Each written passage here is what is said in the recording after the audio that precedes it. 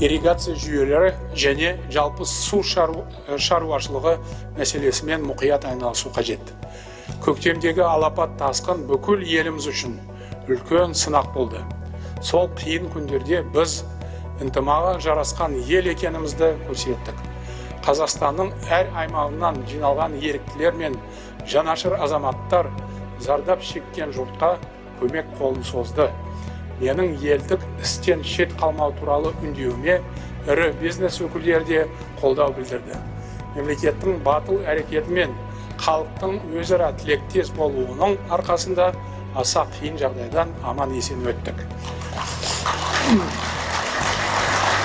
Дегенмен, орталық және жергілікті билік өкілдері осы оқиғадан сабақ алу керек. Қазіргі заманда біз кез келген қатерге дайын болуымыз қажет. Сондықтан қарғын суды жинап, диқандардың қажетіне жарату үшін оны дұрыс сақтай білген жөн. Гидрология бекеттерін жөндеп, жаңғырту қажет.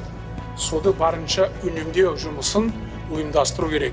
Бұл ең алдымен ауыл шаруашылығына қатысты мәселе, яғни су үнемдеу технологиясын әсіресе ауыл шаруашылығында кеңінен қолдану қажет.